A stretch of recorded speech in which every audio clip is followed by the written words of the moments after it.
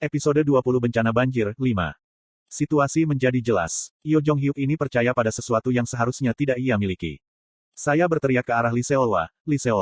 Bawa anak-anak dan melarikan diri dari pulau ini sekarang. Bencana banjir berbeda dari masa lalu. Kita harus melawannya bersama. Jika kita tidak semua bertarung.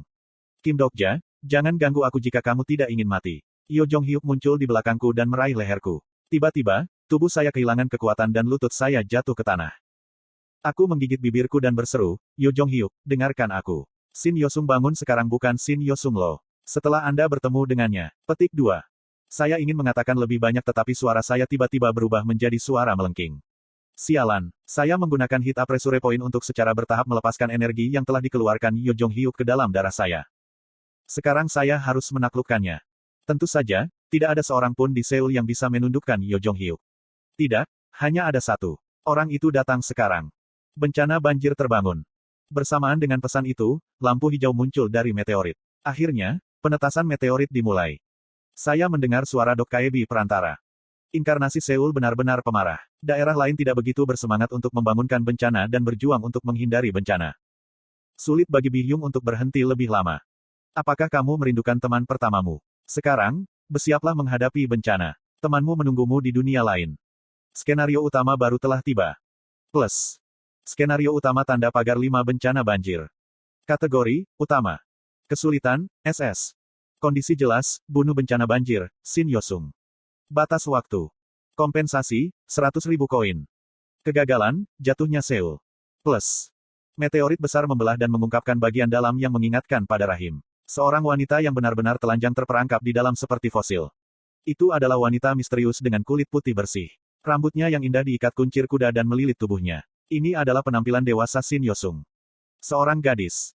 Apa ini? Itu bencana. Petik 2.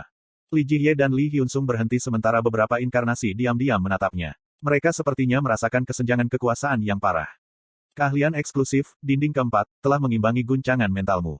Bencana banjir berbeda dari bencana lainnya. Tidak seperti bencana lain yang dilemahkan oleh penetasan awal, bencana banjir tidak memiliki hal seperti itu.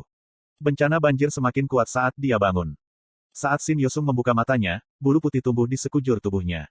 Bulu putih itu mengingatkan pada kulit binatang dan menutupi tubuhnya dalam bentuk pakaian. Shin Yosung perlahan-lahan muncul dari meteorit dan menginjak tanah. Dia seperti anak kecil yang mengambil langkah pertamanya. Dia baru saja mengambil langkah ketika semua orang di sekitarnya membeku. Dia adalah spesies dengan kekuatan yang berbeda. Bahkan yang kuat di antara inkarnasi sulit bergerak. Namun, ada seseorang yang tidak terganggu dengan tekanannya sama sekali. Aku sudah menunggu, Shin Yosung. Shin Yosung perlahan berbalik ke arah pria itu. Petik 2. Kapten, itu adalah pertemuan singkat tapi Shin Yosung langsung menyadari sesuatu. Captain menungguku. Ini bukan pertama kali kamu melihatku. Baik. Yo Jong-hyuk mengangguk. Saya membutuhkan bantuan Anda. Sebelum itu, regresi apa yang sedang kamu lakukan sekarang? Kenapa kamu bertanya-tanya? Saya perlu tahu. Yo Jong-hyuk ragu-ragu sejenak sebelum menjawab. Ketiga kalinya. Ah, begitu. Lalu kamu bertemu denganku dalam regresi kedua. Baik. Iya.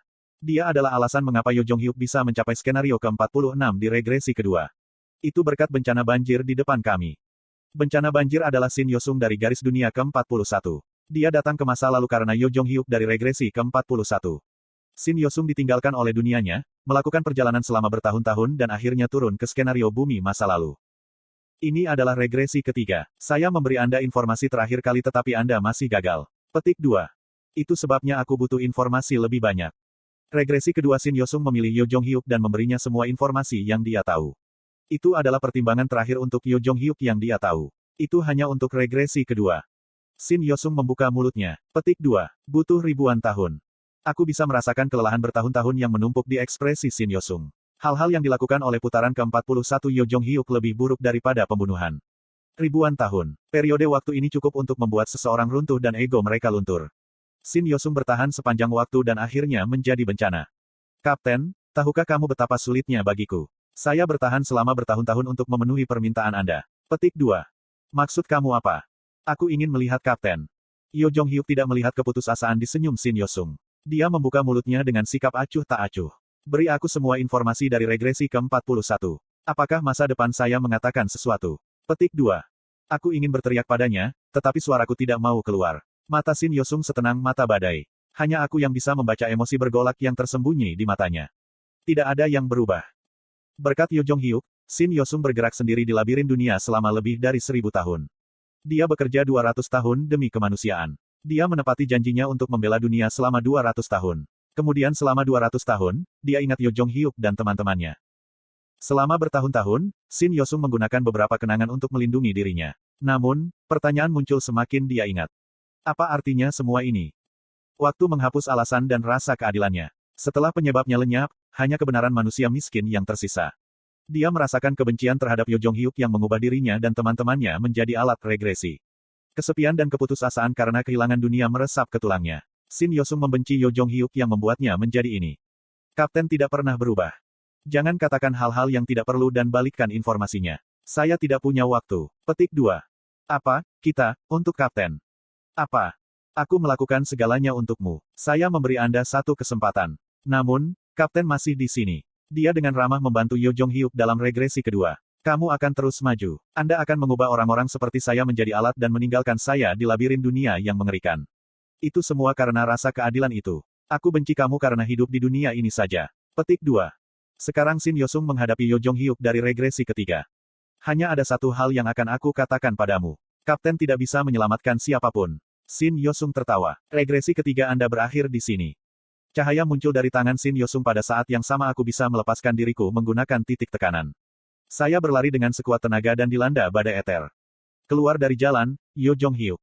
Perut saya terbelah dan pikiran saya menjadi kosong. Kawah besar terbentuk di tengah pulau. Aku dan Yo Jong-hyuk melompat ke udara dan kemudian berguling di tanah untuk sementara waktu. Itu sakit. Kotoran. Sangat menyakitkan. Petik 2. Kim Dok-ja. Yo Jong-hyuk yang terkejut menatap diriku yang jatuh. Napasku cepat dan langit sudah menguning. Memang benar sejauh ini saya beruntung. Dunia pada awalnya seperti ini. Hanya satu hal yang salah bagi dunia untuk dihancurkan. Kim Dok-ja. Bajingan, tidak perlu membuat keributan besar. Saya tersenyum pada Yo Jong-hyuk dan mengatakan kepadanya, hei, bunuh aku. Kamu biasanya ingin membunuhku. Petik 2. Maksud kamu apa? Tinggal 1 menit lagi jadi aku akan membiarkanmu membunuhku. Bunuh aku. Yo Jong-hyuk memandangi perutku. Saya ingin menyentuh perut saya tetapi rasanya tidak ada apa-apa di sana. Darah terus-menerus muncul dari mulut saya dan saya cukup pusing untuk muntah. Saya terus berjuang untuk bernafas. Keahlian eksklusif, dinding keempat, telah mengimbangi beberapa rasa sakit. Jika bukan karena dinding keempat maka saya mungkin akan menangis. Saya tidak bisa merasakannya terakhir kali karena saya mati dalam satu pukulan. Tunggu Kim Dok-ja, ini belum terlambat. Petik 2. Itu sudah terlambat. Tidak. Jika kamu membunuhku sekarang, kamu bisa mendapatkan koin. Saya sudah sekarat. Bunuh saja aku. Petik 2. Yo Jong-hyuk membuat ekspresi yang sudah lama tidak kulihat. Itu adalah ekspresi yang dibuatnya ketika dia pertama kali melihatku di kereta bawah tanah. Aku tidak bisa melakukannya. Visi saya kabur. Saya bisa melihat Yo Jong-hyuk mencoba menghentikan pendarahan tetapi saya sudah kehilangan banyak darah. Lebih dari segalanya, organ internal saya hilang. Tidak mungkin aku bisa hidup. Itu tidak masuk akal bahkan untuk Lee Seolwa. Kesadaranku perlahan-lahan menyebar ke udara seperti istana pasir yang runtuh. Kamu telah mati. Beberapa saat kemudian, sebuah pesan sistem terdengar. Poin karma saat ini, 100/100. Kamu memiliki cukup poin karma untuk menggunakan hak istimewa. Hak istimewa raja tanpa pembunuhan diaktifkan.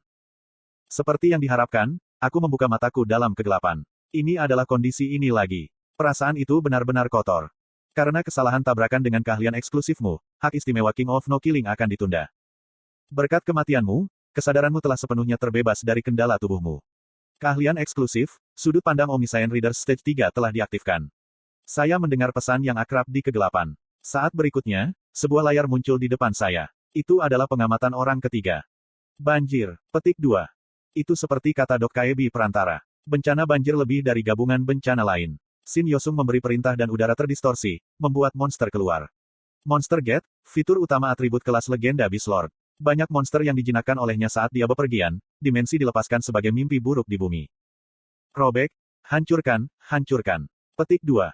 Banyak spesies kelas 7 dan kelas 6 bisa dilihat. Bahkan ada beberapa yang sebanding dengan naga api kelas 5. Sudah waktunya untuk bencana. Petik 2. Nodeuseom meledak dan ombak menutupi sungai Han. Inkarnasi yang membingungkan menjadi makanan monster. Raja yang datang terlambat mulai memberi perintah. Lalu aku melihat seseorang dengan aura menakutkan di belakang Shin Yosung.